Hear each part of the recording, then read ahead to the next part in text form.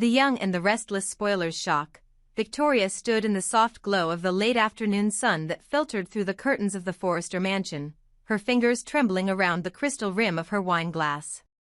She and Cole had only just begun this new chapter, moving in together, blending lives and routines as lovers more in sync than ever before. Yet with each passing hour, a gnawing sense of unease had settled in her chest. Cole's elaborate illness, which he'd admitted only weeks earlier, had brought them closer at breakneck speed, her compassion, his vulnerability, their bond forged in the crucible of shared fear. But now, watching him shuffle through the halls without a hint of pain, she realized the entire thing might be an exquisite lie. The first sign that something was off had been his refusal to let any medical equipment enter their shared home. No oxygen tanks. No pill bottles lined neatly by his bedside. No traces of the powerful painkillers he claimed to need. Each excuse he offered, "I'm closer to recovery," he'd whisper, "the doctors said I'm stable enough," served only to heighten her anxiety. How could he improve so fast, so miraculously, without a single prescription or treatment? Why did every question she posed about his condition make him glance away, his jaw tightening? Her concern gave way to suspicion. Victoria was nothing if not thorough. One night, after Cole had fallen into a deep, even-breathing sleep, she crept from their shared bed and padded across the plush carpet to his desk. Her heart hammered in her ears, part dread, part adrenaline, as she lifted the lid of his mahogany roll-top. What she found made her knees go weak: meticulously organized folders labeled Phase 1, Phase 2, and the finale, each containing hand-drawn charts, timetables, even mock news releases describing the public's reaction to his decline. There were letters typed as though penned by sympathetic well-wishers and detailed cost analyses of how much money his purported illness would extract in donations, corporate sympathy, and share price swings at Spencer Publications. Her breath caught as she realized the depth of his deceit. Every tender moment, every fearful confession, every tear shed at her bedside, it had all been orchestrated. Cole Spencer, scion of a media empire, master manipulator, had engineered his own tragedy to win her heart, to ensnare her affections faster than any genuine romance could. Rage, intense and scorching, blew through Victoria's veins. How dare he weaponize her empathy? How could she, a woman used to controlling every aspect of her life, have been so blind? When Cole stirred in his sleep, she didn't have time to close the desk. His jet-black eyes snapped open, a flicker of panic flashing across his face. He lunged to his feet, chest heaving. "Victoria," he choked out, voice tight with fear, fear of exposure, fear of losing the life he had so carefully constructed. "You shouldn't have gone through my things." Without thinking, Victoria shoved aside the chair. She fought to keep her voice calm, though it trembled with betrayal. "So it's all a game to you, then? The illness, the suffering, our love? It's just another story for you to spin." Every syllable felt like a blade cutting through the pretense he'd wrapped himself in. Cole's face darkened. For a moment, he looked less like the charming deceiver he'd been, and more like the desperate man who had gambled everything on this complicated ruse. He began, but the words faltered. Victoria drew in a shaky breath. "You risked my trust, my respect, and for what? To see how far you could push me? To watch me fall in love with a sick man, only to reveal you were never ill at all?" He took a step forward, hands spread as though to plead, but she recoiled, stepping back until the desk was between them. The silence stretched, weighted by all that had been unspoken. Finally, Cole spoke, voice low and raw. "I did it because I couldn't bear another day of your pity. I wanted you to see me as more than just the heir to a fortune. I wanted you to see me as vulnerable, as someone worth saving." His eyes brimmed with an emotion she hadn't expected: regret, yes, but also a brittle longing that shone through the facade of his deception. Victoria closed her eyes, letting the hurt wash over her.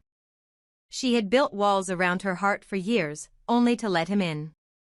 And in return, he had built an illusion, one that now lay in ruined scraps across his desk. You didn't save me, Cole, she whispered, voice cracking. You betrayed me. All at once, the tense distance between them snapped. Cole advanced, his posture shifting from manipulator to man stripped bare. Please, he begged. Don't shut me out. I love you, what I feel for you is real. Her gaze flicked to the folders scattered across the desktop, then back to his face. The question was no longer whether she believed his love was genuine, but whether she could ever forgive the cruel path he'd taken to win it. Real love, she said slowly, doesn't live in spreadsheets. It doesn't need litmus tests or contingency plans. Cole took another step, lowering his voice. I'm sorry.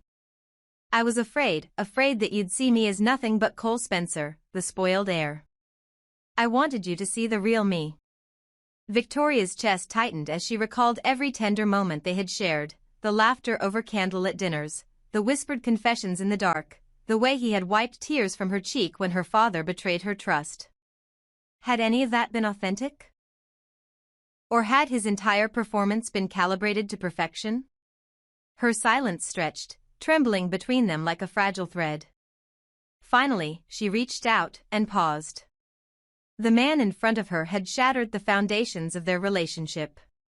Yet beneath the deceit there was a man who, at least by his own admission, felt too insecure to reveal his true self from the start. Cole, she breathed, voice trembling. I need time. Not a rejection, but a boundary to gather what remained of her composure. Time to figure out if anything here was real. Cole's shoulders slumped, and he nodded. I'll do whatever it takes, he promised, anguish and hope warring in his eyes. Anything, just tell me. Victoria turned away, her mind racing. Trust, once broken, was not easily mended. She would need to confront her own yearning for the man he pretended to be, and reconcile it with the man he truly was. Tomorrow would bring questions unanswered today. Would she forgive him? Could she accept a love born in deception but striving toward honesty? Could she believe again? As the golden light faded from the desk, the two stood in the hush of the room, lovers, conspirators, betrayer and betrayed, each poised at the edge of a choice that would shape their future. And though the path forward remained uncertain, one thing was painfully clear: the real test of their love was only just beginning. Victoria's fury burned hotter than the midday sun as she stood in the grand hallway of the Spencer estate, her heart a tumult of betrayal and longing. She had every right to condemn Cole for his deception, to brand him an irredeemable traitor and banish him from her life forever. I will never forgive those who betray me, she had vowed, her voice echoing against the marble floors, fierce as a battle cry. Yet even as the words left her lips, a small, reluctant part of her rejoiced at the thought that Cole was not actually dying. The knowledge that his illness was a ruse flickered within her like a fragile candle, horrifying in its deceit, yet comforting in its proof that he would live. How utterly maddening that she could feel relief amid her heartbreak. Everything had moved too swiftly for her heart or mind to keep pace. Only days ago, she had been swept into an intoxicating whirlwind of compassion and desire, drawn to the wounded man who seemed so fragile, so dependent on her kindness. Now, reeling from the shock of his lies, she found herself torn between righteous anger and devastating love. What could she do when every loving instinct still beat insistently in her chest? How could she punish the man she had come to care for so deeply, even as his betrayal cut her to the core? In the shadowed corners of the mansion, Claire watched with equally conflicted emotions. She knew exactly what Cole had orchestrated, having helped him refine his plan and conceal every clue of his feigned decline. Yet fear of being implicated kept her silence locked behind her lips. The stakes were too high. If Victoria learned of Claire's collusion, her own reputation, and perhaps her very safety, might shatter.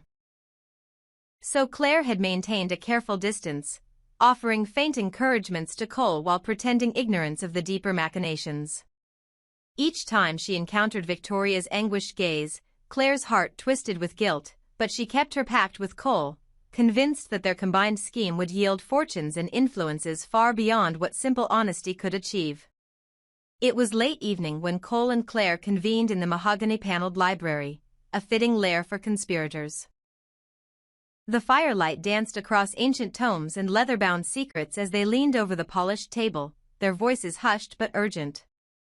Cole's expression was taut with both triumph and fear. He knew Victoria's discovery had usurped his advantage, transforming his plan from a leisurely con into a tightrope walk over a chasm of distrust. Claire, impeccably composed even as her pulse raced, presented the latest iteration of their strategy. Damage control, narrative pivot, and perhaps most crucially, an appeal to Victoria's pride rather than her pity. They would spin this fiasco as an elaborate test of Victoria's devotion, proof that only her love, so steadfast and selfless, could tame his darker ambitions and steer him toward genuine vulnerability. "You understand," Claire murmured, her voice a silk thread in the hushed room. "If we frame it right, Victoria will feel honored that you trusted her enough to reveal your true self. Flaws, ambitions, everything, in this dramatic way. She'll believe she's the one who brought you back to life, so to speak." Cole's gaze flickered toward the flickering flames, eyes shadowed with uncertainty. But what if she never believes it? What if she sees only the betrayal and refuses to play along? His jaw clenched, and for a moment his charismatic veneer slipped, revealing the raw anxiety beneath. Claire placed a steady hand on his arm. "Then we adapt. We lean into her anger, show her that you accept her wrath as penance for your misdeed. That you'll do anything to earn back her trust. Pride can be a powerful motivator. She'll want to forgive you just to prove she's stronger than any harm done to her." They mapped out every detail, the staged apology, the subtle public display of vulnerability, the gift that symbolized penance rather than obligation. They rehearsed Cole's speech, Claire whispering lines into his ear until his voice, when he finally spoke aloud, carried the hollow ring of sincerity they hoped would fool even the most discerning heart. Meanwhile, Victoria, pacing her private chambers, wrestled with her own tumultuous thoughts. She recalled the tenderness in Cole's eyes, the way his voice had trembled when he confessed his fears of dying, the nights he had fallen asleep to the sound of her heartbeat in his ear. All of it had felt so achingly real. She reminded herself that love built on lies could never endure, yet, could she deny that some spark of truth had flickered between them, even if fanned into flame by deception? Her chest ached with the weight of her dilemma. The woman she had hoped to be, one who valued honesty above all, clashed violently with the woman who just wanted him to be alive. As the night deepened, the mansion settled into tense silence, its walls bearing witness to the collision of love and deceit within. Victoria would soon face the performance Cole and Claire had so meticulously planned. Whether she would grant him the mercy he sought, or condemn him to the ruin his deceit deserved, remained unwritten. In that suspended moment before dawn, the fates of all three teetered on a knife's edge, Victoria, torn between betrayal and compassion. Cole, desperate to reinvent his lie into a lifeline, and Claire, her conscience burdened by complicity, balancing on the narrow ledge of her own self-preservation. And in the hush before the reckoning, only one truth shone clear: in the game of hearts and power, no outcome was guaranteed, and the most terrifying trap of all was the one they had set for themselves. Victoria's heels clicked against the hardwood floor of crimson lights as she led Cole through the small cafe, the familiar scent of freshly ground coffee beans and the gentle murmur of afternoon patrons enveloping them like a comforting blanket. Nick sat in a corner booth, his signature smirk in place as he raised his mug in greeting. "Welcome back from the dead," he quipped, voice laced with mock solemnity. "We all figured you must have checked out permanently." Victoria's cheeks flushed at the jab, but Cole merely offered a wry smile, his posture straight and assured in a way that would have been impossible only days before. Seated beside Nick, Cole admitted in a low voice that he hadn't anticipated how unnerving it would feel to walk back into the world he had supposedly abandoned. He confessed to a flicker of genuine fear the first time he stepped outside Spencer Manor without the crutch of his illness, but with each passing moment, the tremor in his voice diminished. While the headlines and the carefully orchestrated sympathy campaign had painted him as a man fighting for his last breaths, here he was, whole and unencumbered by any trace of pain or medical device. The realization made every gaze feel heavy with unspoken questions, every whispered conversation a potential betrayal of his deepest secret. Victoria reached out and laid a steady hand on his, her green eyes warm despite the tension that still crackled between them. "We want to keep watching," she said softly, her tone equal parts tender and strategic. "I need you close, no more excuses, no more hidden rooms or midnight excuses. Let's move you into the carriage house. We'll live there, the three of us, like a family." The carriage house had always been a place of promise, a quaint, sunlit space behind the main estate, filled with memories of simpler days. For Victoria, it represented a fresh start, a sanctuary where she could rebuild trust, even if warily, with the man she had come to love. Cole recoiled at the suggestion, his pulse quickening as he considered the proximity such an arrangement would demand. He pictured the carriage house, its whitewashed walls and sprawling windows, and felt a distant, melancholic tug, the laughter of children at play, the easy intimacy of family dinners by lamplight. But then his mind conjured the stern lines of that mahogany desk, the folders he'd once hidden inside, charts bleeding deception into every corner of his life. "They're moving in," he asked, voice trembling. "Our daughter is moving here?" Victoria's half-smile was equal parts triumph and reassurance. "Not yet," she replied. "That's on hold for now. She's safe with my sisters, but she asked for us. She said she wanted us all together." Cole's heart lurched. For a moment he pictured his little girl's hopeful face, her bright eyes scanning the empty rooms, waiting for a family to fill them. Victoria squeezed his hand, eyes glistening with genuine affection. "She, and all the kids, think you live here now. Even Nick teased that you'd been on life support in the basement," she added, a note of amused exasperation in her voice. "Let them piece it out on their own. When the time is right, they'll understand your recovery. Right now, we focus on family." The mention of Nick made Cole's gaze flick toward his brother-in-law, whose laughter had softened into a thoughtful smile. Nick had always known how to read people, how to strip an argument to its raw ingredients and find the truth behind the facade. For once, Cole envied that clarity. As they lingered in the cozy booth, the late afternoon sun slanting through the window and casting gold across the varnished wood, Victoria's resolve solidified. She leaned closer, voice dropping to a whisper meant only for him. "I don't care how you pulled this off," she said, eyes steady. "I care that you're here now, that you're alive, and that you promised me you wouldn't hurt me again." Cole's throat tightened. He swallowed hard, every muscle in his body taut with the weight of her words. He had betrayed her in the cruelest fashion, weaponizing her compassion to serve his own ends. Yet her forgiveness, tentative though it was, shone brighter than any flaw he had revealed. Outside, the hum of city life continued unabated, the distant rumble of traffic, the soft hiss of the espresso machine, a group of tourists laughing as they passed by the window. Inside crimson lights, a fragile peace settled between them, as precarious as the antique porcelain teacup she now cradled. Cole drew in a deep breath, exhaling slowly as though preparing to dive into frigid water. He met Victoria's gaze with the unspoken promise of an honest life. "I want that family, too," he said quietly. "Every day, I'll work to earn back your trust. I'll show all of them, who I truly am."